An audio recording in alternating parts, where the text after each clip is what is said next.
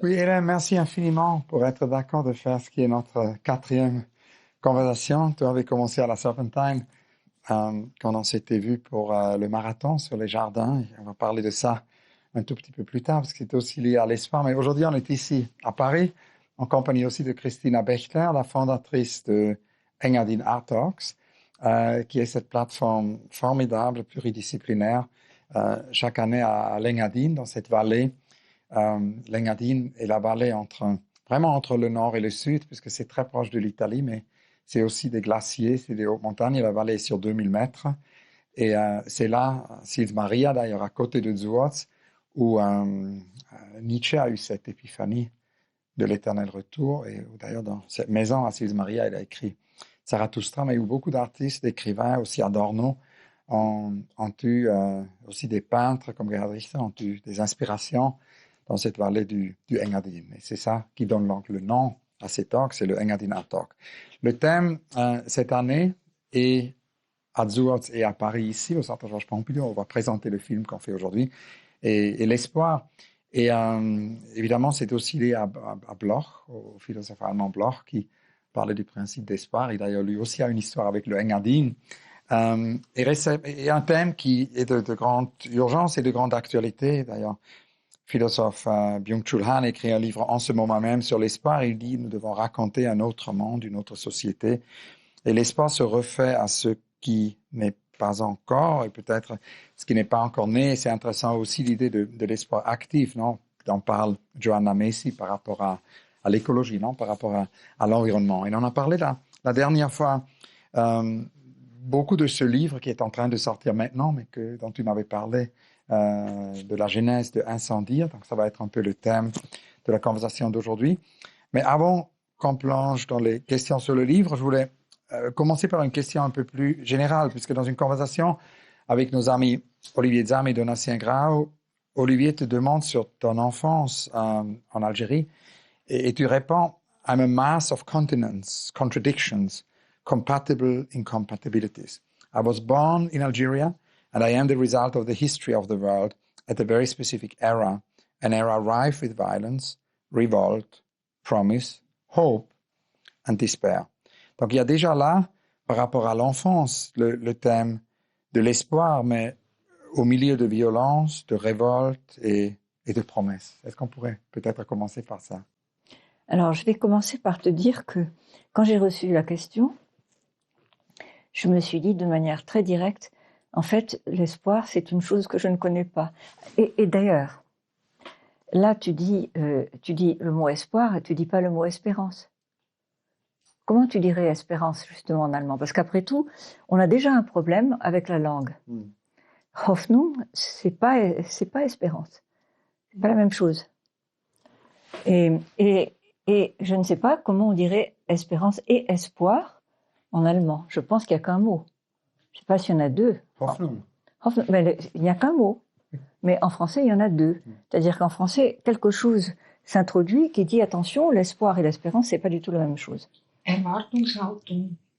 Erwartungshaltung. Ah, voilà. Oui. Mais alors, voilà, espérance, en fait, en français, ça fait référence à une vertu. Voilà, dont on dit que c'est une des vertus théologales. Bon, c'est comme l'espérance, la foi, la charité. C'est tout à fait, ce sont des notions d'ailleurs chrétiennes. Bon, mais l'espoir, c'est tout à fait autre chose. Je me dis par exemple qu'en Algérie, en vérité, quand j'étais petite, j'ai abandonné tout espoir. Je n'ai pas imaginé que,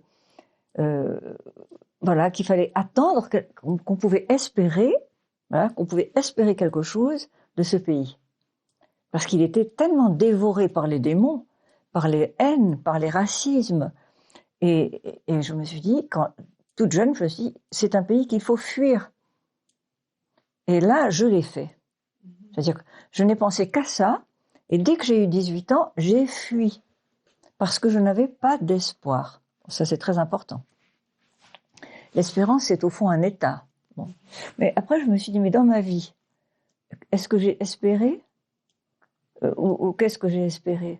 Mais alors, entre maintenant la question très importante, justement, de l'attente.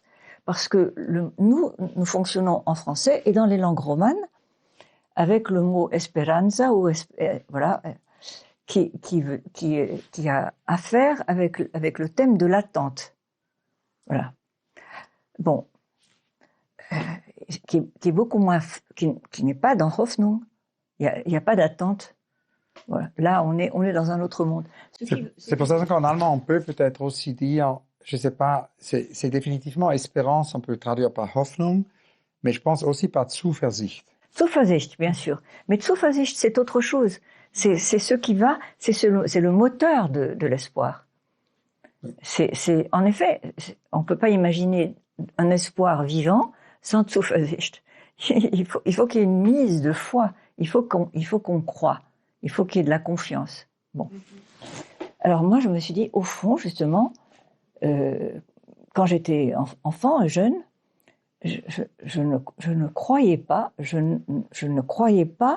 à une chance de ce que je considérais comme un idéal pour un pays. La liberté de penser, le désir de progresser, disons même par exemple le fait qu'il y ait de l'écologie, des choses comme ça. Bon, et puis ensuite je regarde mon existence qui est très ancienne et je me dis, je crois pas que dans ma vie j'ai vraiment exercé beaucoup d'espoir. De l'urgence, oui. Et même pas de Zuversicht. Je peux pas dire ça.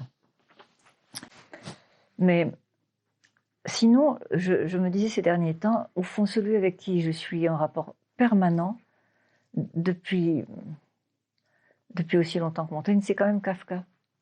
Chaque fois que j'ai un problème, je sens qu'il y a les deux là. Et c'est pas du tout les mêmes territoires, pas du tout. Et Kafka, sur quel territoire il est là? Je pense que c'est la perfection même justement parce que Montaigne est un raffiné, c'est un aristocrate, et son écriture est aristocratique. Elle est tellement belle, elle est tellement riche, elle est tellement bon, et puis il est tellement noble. Il est se dire noble moralement, c'est incroyable. À quel point il est contre la peine de mort, contre le racisme, etc. C'est inouï sa modernité. Donc, alors je me dis, on est béni avec quelqu'un avec un ancêtre comme Montaigne. Mais Kafka, je pense que c'est que je comprends tout. Je pense que justement le judaïsme de Kafka, qui n'était pas mis en valeur, tu sais, dans les premières éditions de Kafka ici. Je ne sais pas si vous vous rendez compte, mais Kafka a été traduit, présenté et traduit avec une réduction incroyable de tout ce qui était juif.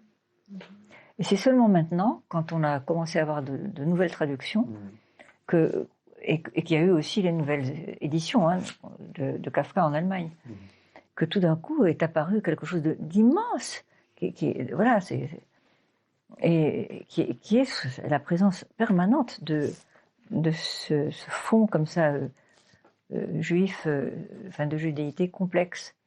Spricht man sich von Selbstzweifel? Selbstzweifel? Was heißt Selbstzweifel? Non, je pense que c'est une aventure. Enfin, voilà, il y a une aventure de Kafka qui a lieu aussi, ou qui a pu avoir lieu parce que c'était pas destiné à publier. C'était lui, c'était c'était sa recherche dans les mondes contradictoires dans lesquels il a fait il a taillé son être. Il voulait que tout soit détruit, il ne voulait pas que ça survive. Ben oui, c'est pas parce que c'était juif. Moi, je pense que le fait qu'on ait marginalisé comme ça, ce gigantesque fleuve souterrain qu'il traverse, qu'il analyse, et qui est absolument sans aucune limite, sans aucun interdit, je pense que c'est Max Brod qui a fait ça. Et je pense qu'il l'a fait par amitié, en se disant, si je montre tout le judaïsme de Kafka, il ne va pas être reçu. Et c'est intéressant que Kafka, en fait, est la transition de notre thème Eat Engadin Artox 2023, comme tu nous as appris tout à l'heure, au thème 24 de Allmacht. Et on n'avait pas enregistré à ce moment-là, donc ça serait peut-être intéressant que tu nous racontes Cet Ben moi, aspect Omar. Et ben voilà, une des choses que j'adore chez Kafka, qui n'est pas chez Montaigne. Montaigne est quand même, dans sa richesse extraordinaire, il reste dans la raison. Voilà. Alors que dans Kafka, en permanence, il y a de la fable. Et cette fable lui permet justement de mettre en scène. Enfin, c'est en tout cas cette fable. Pour lui, c'est pas une fable. Quand il dit, par exemple, dans ce texte sur Ohnmacht, hier, il y a une Ohnmacht est venue me rendre visite. Bon. Lui, il le vit comme ça.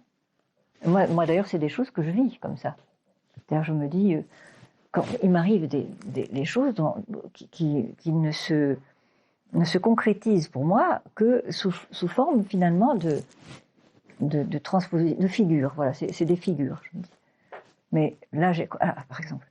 Mais ça, c'est quoi ça? C'est une impuissance, une paralysie, c'est quoi? Enfin, ça devient fabuleux. Bon. Kafka, c'est tout le temps comme ça. Et donc, il y a ce petit texte, c'est un petit apologue où il dit ça, voilà. Et donc, j'ai reçu la visite de Madame Ohnmacht, et d'ailleurs un mot merveilleux en allemand. Moi, j'adore ça. Et parce que, alors, en français, c'est une syncope, voilà. Donc en français, tu as un mot grec, voilà, une syncope. Et en allemand, évidemment, Ohnmacht, ce qu'il n'y a pas dans syncope, c'est son force, si je prends à la lettre Ohnmacht, qui représente une défaillance, un évanouissement, etc. En même temps, pour Kafka, c'est immense, parce que qu'est-ce qui vient tous les jours et toutes les nuits chez lui? C'est Ohnmacht.